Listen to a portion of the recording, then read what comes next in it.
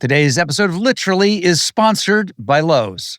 Look at you, fancy studio. Oh, look at that. Look, I got behind me, man. It says my name and everything. Oh, you love that. It's like when you see a parking space with your name on it, it just makes you feel better. Doesn't it? Makes you feel like you're in show business. Mm. Okay, you've moved. Yeah, I just moved. From to. So we were, let me get my head straight. I'm late today. I apologize. I know what it's like to be late to a call. I know exactly what, there's nothing more terrifying. So take a deep breath. No one cares. That's true. No one cares. No one cares. My codependency cares, though. My people-pleasing cares. My inner child is hurt. Okay, good. Let's unpack that. Oh, believe me. Stand in fucking line. So yeah, we moved. Okay, so we were in between New York and LA. It's been about 30 years that we've been away from home. And my daughter graduated high school last year. She's about to go into her sophomore year of college. And for various reasons, we needed to be closer to family. My wife is from Alabama. My parents live in Georgia. And we needed to be closer. So okay, we moved. And it's, my last, 5 jobs haven't even been in LA. It's just, you kind of travel to them. Yeah.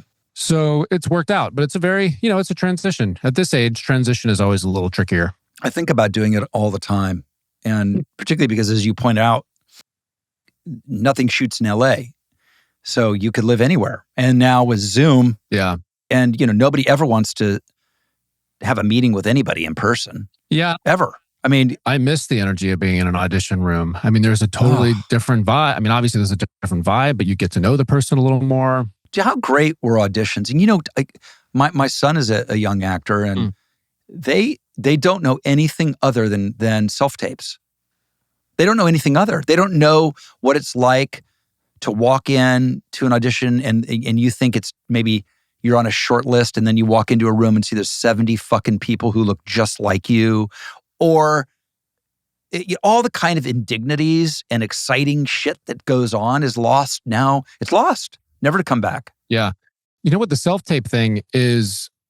I don't want that much control, because you do all these different takes, and then I constantly pick myself apart. I'm like, is that the best thing to send them? Should I edit it here? And there's a real kind of haphazard freedom to being in an audition room, and you don't have that control as much. I remember when the very first the beginnings of that were where it was a big negotiation. They want you to go on tape. Yeah. And the agents would be like up in arms, and it would be a whole and you could show it once, and then you have to do it, because the notion was you don't want an audition where maybe you weren't at your best or you were at your best. It's not like you have any control over it in the day. Yeah. They'd tape you, and you wouldn't get to go, hey, I want to do 5 more of them. Totally. At least now you have that. But then as a producer or director, whenever I get a self-tape, it doesn't tell me anything, because for all I know, this person took 8 hours to give me this. I'm not going to have 8 hours with them on the set. Yeah. Yeah. And this is getting way too philosophical, but is it Kierkegaard? Who was it that said or Dick Van Patten? Was it Kierkegaard or Dick Van Patten? It was Dick Van Patten. He was, I'm sure it was. Somebody was talking about how the more choices we have, which, in today's age equate freedom, like, oh, you got so many choices, you got this. It actually increases anxiety. Yes. And there's something about, look at pictures, so many pictures to choose from on our phone. And all this self-tape, you have that control. It really, you'd think it brings freedom. It brings the anxiety, I think. The whole business has changed. So, but let me ask you this. So now you're out of New York and you're living in Alabama, which is, I'm assuming, a much slower pace. Yeah. Do you feel more free out of the hustle and bustle of New York? It's really nice to be near friends and with history. That I've grown up with. I didn't grow up in Alabama. I went to college here, but I grew up in Florida. So it just to be within a driving distance. Well, tell me where I knew this. Tell me where you went to college again. I went to Samford University. This is my favorite. Do you ever tell people? Yeah, I went to Stanford, and they go, oh, Stanford. Oh. Ooh, no, it's Sam with an M, yeah. Unfortunately. They actually have a t-shirt at the school that's Sam, not Stan. That's a t-shirt at the college. That's probably the most popular one. But it's just to have that driving distance to people that I have history with and to see family. That's really nice. And you're right. Here's the thing. This sounds so simple, but just the fact you go somewhere and you're going to have a parking space, that kind of that dude. lowers the anxiety, because in New York and LA, there's always that question of like, where am I going to park? Is there good parking? You always, that's always a part of your brain you're thinking about. How about, and will I be robbed? Yeah. After I've parked. Let's add that. Let's get real. Yeah, totally. Got to lock it up, all that kind of stuff. And we live in Birmingham. That's where we live, and it's just such a great food scene. A lot going on, and yeah, we've been here since September. Do you go to Bama games and stuff like that? I haven't been to a Bama game yet.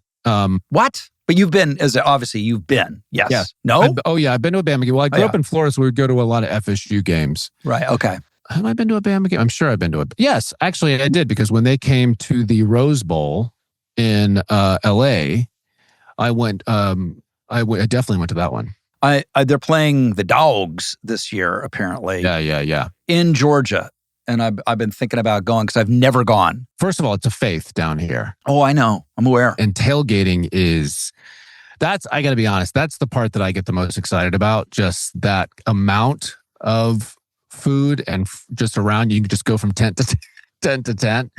I love that stuff. Tailgating is such a great tradition. It's the most, and I'm always blown away at the various places I go and go, oh no, this is how you tailgate. Like the bar continues to get, they do it pretty great in Kansas City. Sure, yeah. You know where I don't even think they do it in LA. That's not true. They do it at SC games. But I don't think the Rams do it. Is it not? It's just weird the way some places really, really do it and others don't. But some places like here in like Mississippi or Kansas, I mean, it's full restaurants outside.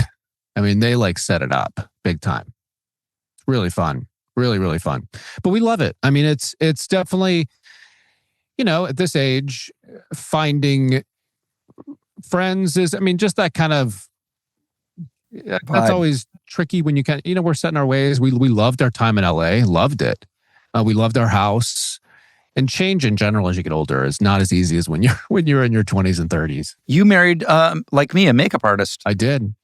Miss Martell Hale. We're smart. She's the best. She was on SNL for about 7 years doing makeup. Oh my God. She's a real stud. Yeah, she really loved it. And they only have a commercial break too. No, what they do, people are, I think, unaware yeah.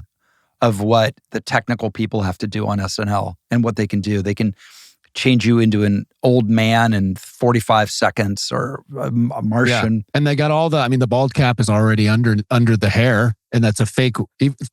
I think this is right. Like what looks like their real hair is actually, it's a wig because there's a bald cap needing to be underneath it. Which takes too long. And so you can take a wig off quicker than you put a bald cap on. Yeah. She loved that energy, really got close to the people.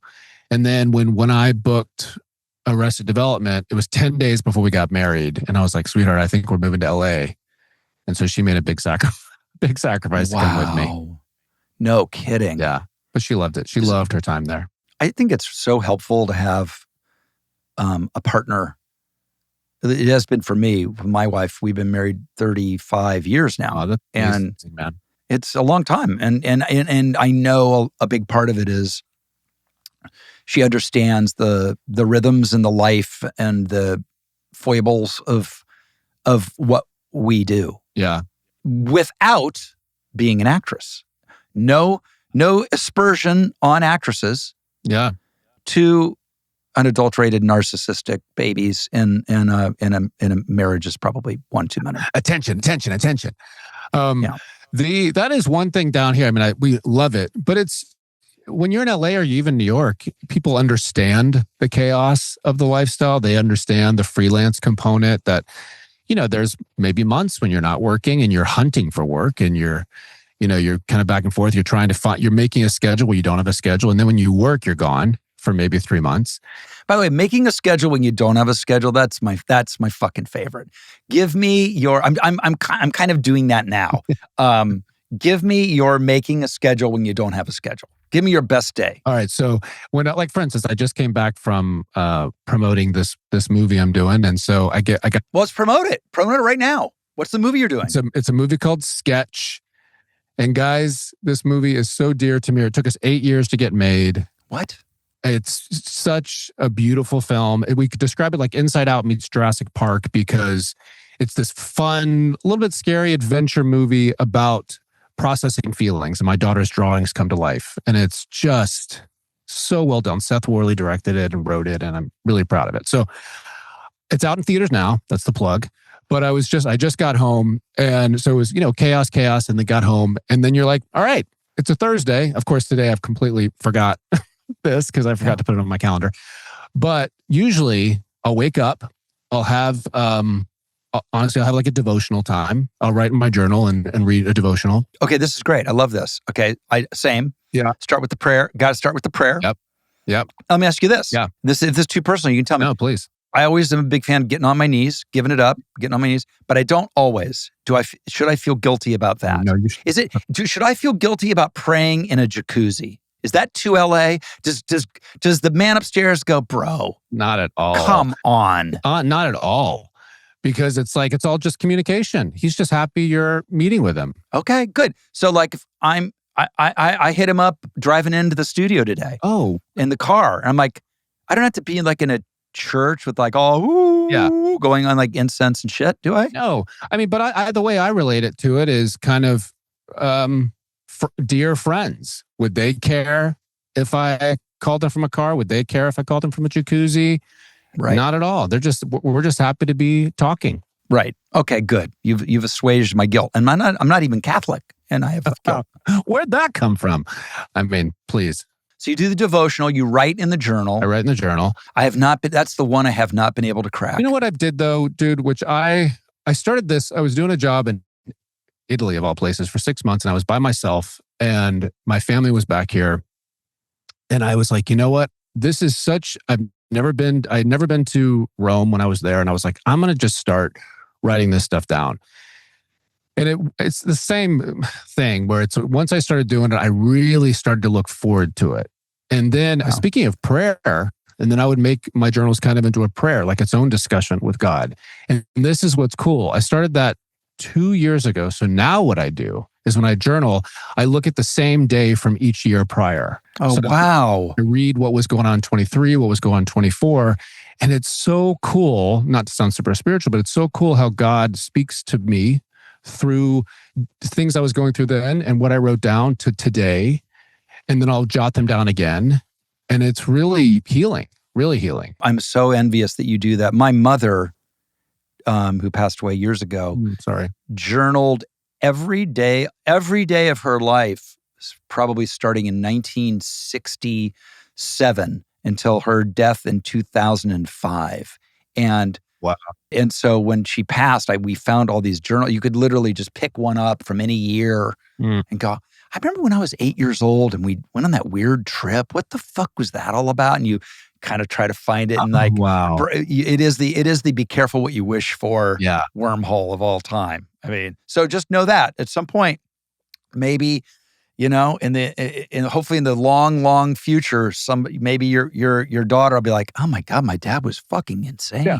I got to be honest. I told my buddy Dusty, and I've told my wife this, if anything were to happen to me, burn the journals.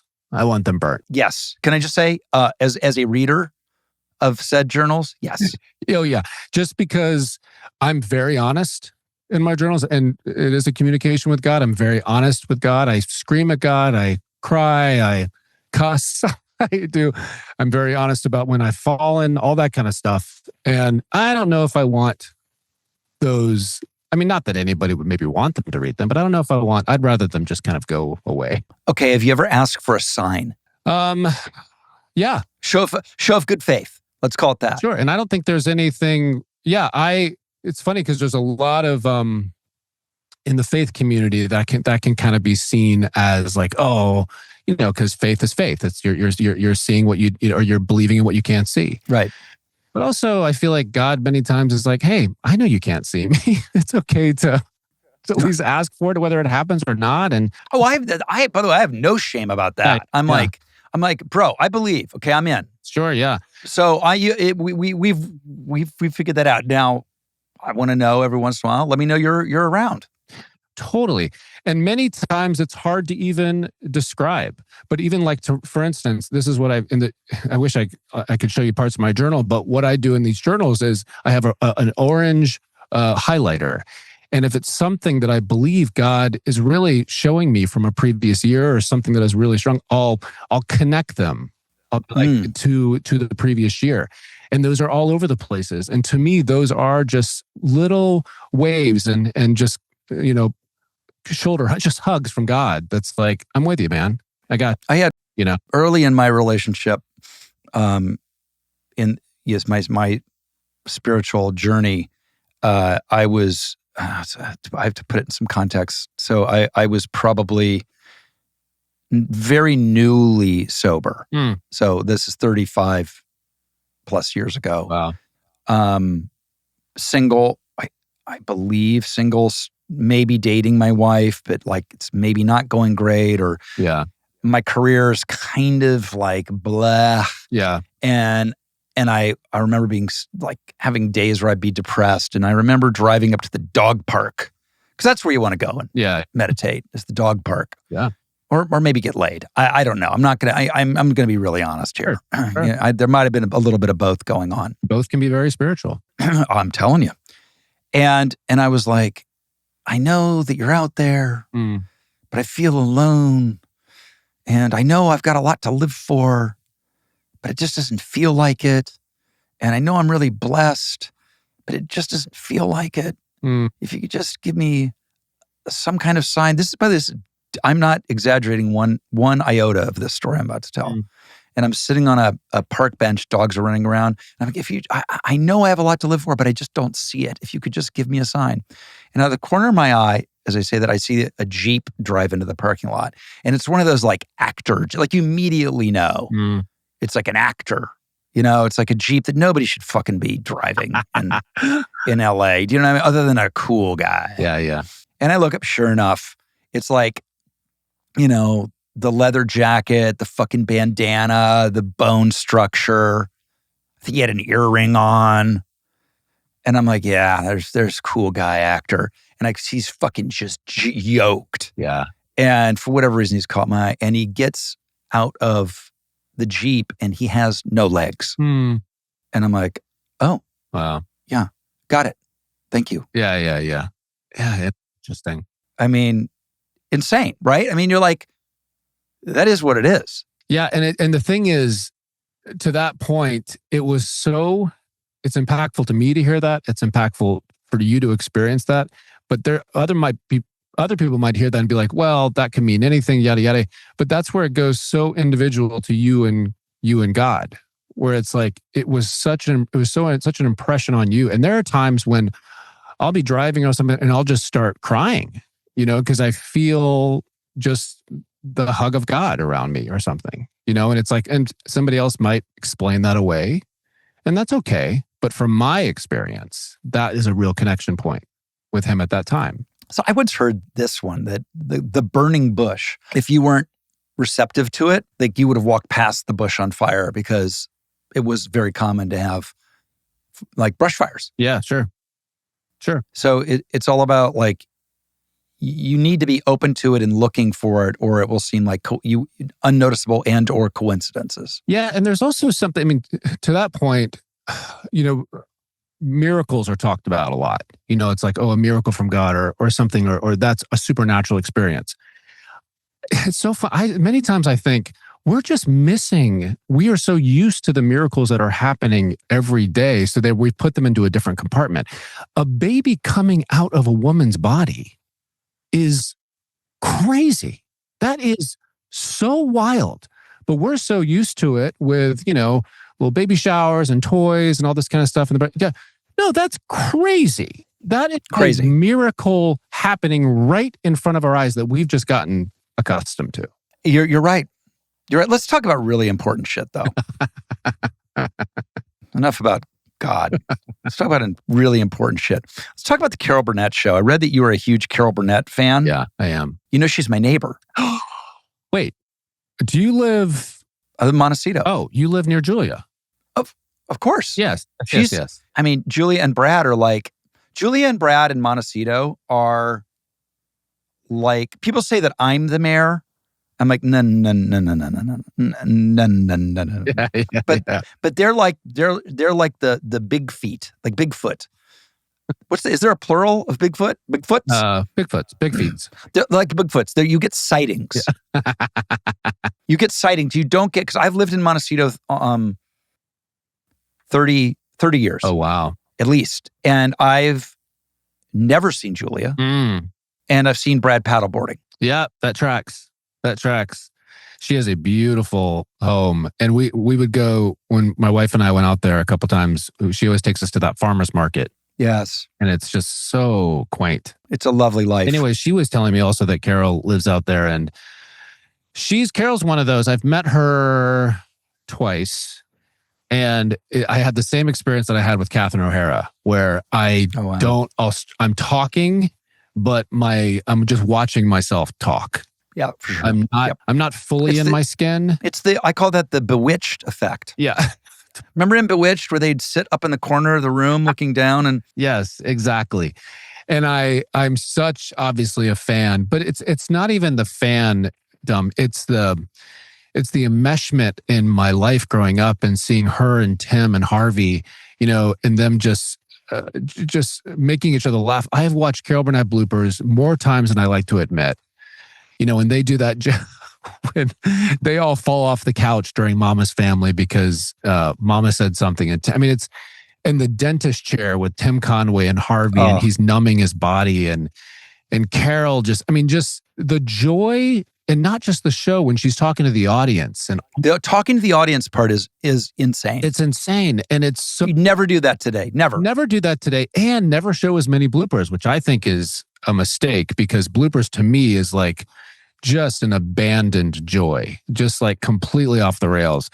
But when she was talking to the audience, how organic she was, how authentic she was, kind, and the surprises that happened, when there would be a connection in the audience from someone from her history. It was just so fun to watch. It's amazing that the powers that be, such as they were, would let that happen. Yeah. Today, they'd be like, you're not talking to the audience. Like, nobody cares. They would think nobody cares. And yet here we are decades after that show's been on the air, not only talking about the show, but talking about that part of the show. That part of the show. The only people that really do that now are stand-ups.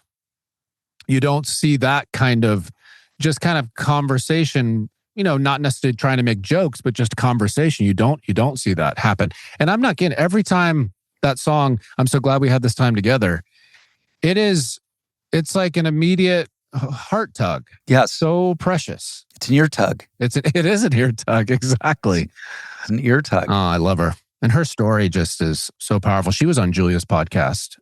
And if you haven't listened to that one, it's very good, on her show, Wiser Than Me. Carol would be wiser than any of us. Anybody. And she's so humble. Oh. Yeah. You're her neighbor. I always see her at the same restaurant. And whenever I walk in and she gets up to hug me, I feel like I want to start crying. Yeah. We've all had really interesting histories. I've had an interesting history. And when someone like that becomes a maternal figure, yes, she receives that, because so many people come up to her and probably want to hug her or just lay all of their wounds at her feet. Yeah, right. She really was that kind of constant presence. When I would see her, I'd be like, oh man, it's comforting. The other thing I think about, sort of hilarious thing, is, on SNL, Lorne always had a thing about, like, he didn't want the actors to break. He hated it. And he would literally say, we're not making the fucking Carol Burnett show. Why though? Why? Because I'm one that has seen the SNL bloopers more times than I'd like to. You know why, Tony? Tony, here's the thing. It's lazy. It's a lazy laugh. Oh no, it's not. It's freedom. It's freedom. I'm telling you, there's a sketch with Sean Hayes and Jimmy Fallon and Will Ferrell at the fashion. The thing with Jimmy is he has made a career out of it, frankly, and it's beneath him. Oh, I bet Lauren gets alone in his little private room and watches a series of bloopers.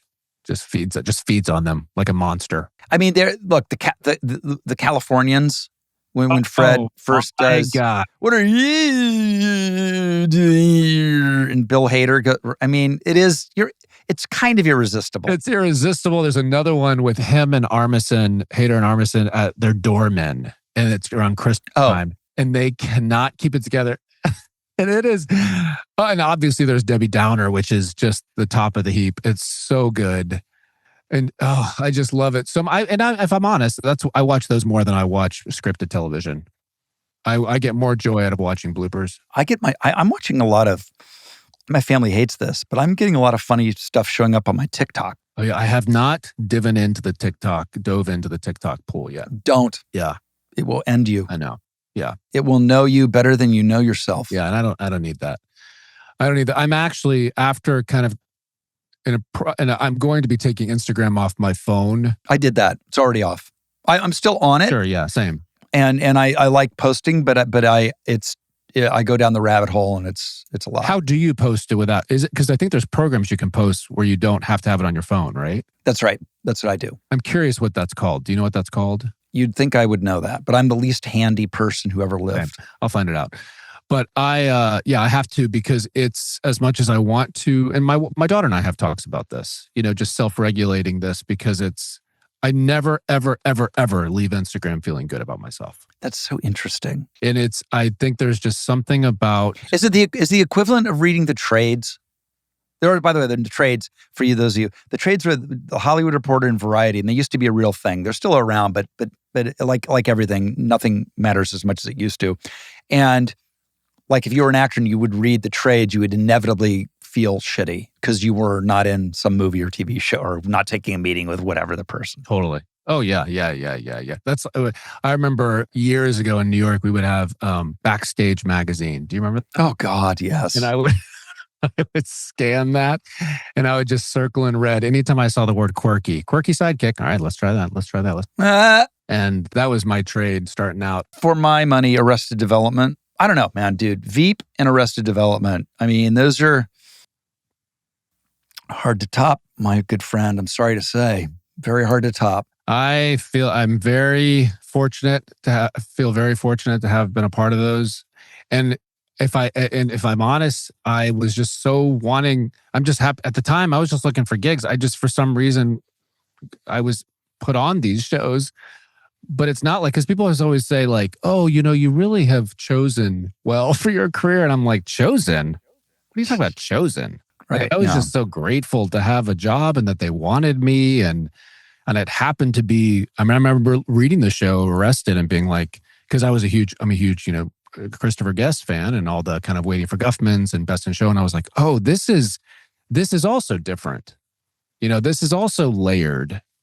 And I was like, oh man. And I never thought I would actually get cast. It's the most, it's so timeless. Mm. It is one of those shows. There are a few of them out there, but like, 30 Rock, or The Office.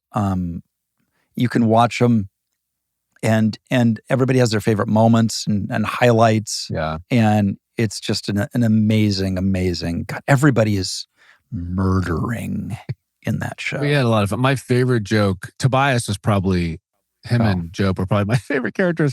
And my favorite joke from Tobias was him joining the Blue Man Group, thinking it was a support group for depressed men. And I was just like, come on. That is just too good. It's delicious. Like Mrs. Featherbottom, like Mrs. Doubtfire. It was so outside of the box. Like Mitch Hurwitz just really did not care. He just made it. He was like, he had this grid in his head that it made sense, and he just went for it. Do you think that there are people that watch that and don't get it, and that go, I don't think that's funny, and they want the CBS? Oh, I know their names, Mike and Rita Hale, my parents. No way, that's amazing. They never got it. The one time they got it was when Martin Short was on, and they were like, who's funny? Now he's funny. That guy's funny. Oh my God, that's amazing. Who's not funny? That Will, whatever his name is. Yeah. Or that Jason Butterman. What's his name? Exactly. He'll never go anywhere. This is exactly what they said. They said, "Oh, my friends called and they said that they thought Arrested Development's really funny. We still don't get it." And I was like, "All right, fair. I get it." I think the only thing they've liked is maybe when I did Clifford the Big. No, they like Clifford the Big Red Dog. They're like, "That's cute. That's cute." Who doesn't? I mean, listen, who doesn't like Clifford the Big Red Dog? Exactly. I remember Veep. One of my favorite Veep things is, like an actor who then produces. You make a show, and if you're lucky enough to make a good show like you guys did, then you turn it over, and then the network goes, "Here's the ad campaign for this season," and it's fucking dreadful. Yeah. Like, you go, "Did you watch it?" Like, and Veep always had the most amazing billboards, ad campaigns. The one where Julia's falling asleep at the UN is just, it's magnificent. Yeah, it's so good. I mean, HBO, man, they really know how to curate their stuff. And I will say, even Fox with Arrested, they always get a lot of slack, for canceling us and stuff, but they didn't have to keep us on. Our ratings were never good. It was the critics that kind of kept us going. But those ad campaigns, they kind of kept them quirky. I mean, they really tried to match Mitch's vision for those. He's amazing. Super amazing. Tell me about, how have we I talked about working with Aaron Sorkin on the Lucy being the Ricardos. Was that how he taught? Being the Ricardos, yeah. Great. That's another one that, you're on set. Did he see you in Veep? Did he know you? He obviously knew you from Veep, obviously. Yeah. Yes. I think he had known me from Veep. The thing is, though, and you can appreciate this, when you've played a character that has stuck in people's mind, like a Buster or Gary, it's tough to, it's not like it's not like someone's going to be casting a lawyer and be like, it'd be really good for it, the guy who's playing Buster Bluth. So it's when Aaron, talked to me over Zoom, and those kind of opportunities I was really thankful for, because it's something that, I wasn't necessarily known to play. But he's definitely, it was such an honor to be there. And Nicole is like, I don't know if you know Nicole. She's like the nicest person. Yeah, I've never met her. Oh, she's so never met her. Kind. And what a challenge, man. What a challenge to take on, Lucille Ball. That's balls. That is balls to play ball. It is. And I think she got a lot of pushback for it initially, but man, she showed them, because she did a bang up job. She always does. She always shows them. Yeah. She does. She's not miss. No. And Javier Bardem, he was so cool. That was one of those things that was like, gosh, who invited me to the party? I was just happy to be there. And who played? J.K. Simmons. J.K. murdering it. He has that one speech that's beyond belief. And he had those high pants, above the belly. Yeah. It was fun to see the original I Love Lucy episodes and then see how Sorkin did it. That was really, really fun, because, Nicole really studied. That wine smashing, the wine pressing, like how the choreography of that was going to work. That was no easy feat. No pun intended. Yeah, I know. I'm throwing them out, aren't they? Do you have any good Clint stories? You were in the 517 to Paris. You must have had some good Clint stories. Oh man, I was there a day. It doesn't take much to get a good Clint story. Doesn't. But that's another one of those things where you're in the same room as Clint Eastwood directing you. I'm playing a gem teacher in that, but I'm like, and there's a little Clint just sitting on his director's chair. Oh no, he would actually come up to the camera and watch it while you're doing your thing. And it's really hard to talk to somebody when you're just putting so much of your history with them. It's a very kind of Carol Burnett thing, where it's like trying to compartmentalize when you're talking to them, because every memory, everything is coming into your mind as you're talking to them, But then you're like, he's a dude in his 90s directing a movie, God bless him. What a hero. Well, I want to talk about your podcast with, because you interview world record holders. We do. It's called The Extraordinarians, and I do it with Kristen Schaal and Matt Oberg, and it's it's just an excuse for us to hang out and chat. But also we talk to people who, good Lord, like this one guy slacklined between 2 hot air balloons. We talked to the guy who drank the most hot sauce in a contest, and he was like laid out on a concrete floor afterwards because he was in so much pain, and his wife was like just kind of left him for the night. He was like, he's used to it. He'll get past it. But but you go into it thinking, okay, this is going to be might be kind of off. You're always inspired.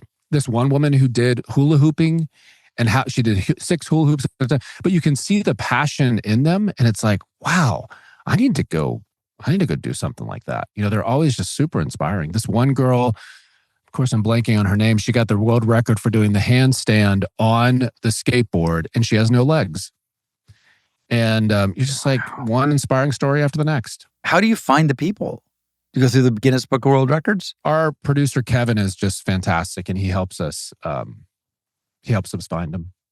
And we'll send clips and be like, what about this person? What about this person? It's so sick. That's amazing. Yeah, it's really fun. Well, dude, it's great to catch up with you. I think the last time we talked was a panel. We did a panel together for something, I think. Oh, yeah. That was... I was on the grinder. It was you were on Veep and I was doing the grinder. Yeah, I actually remember that. I remember us getting ready. My wife was there. She was doing my makeup that day.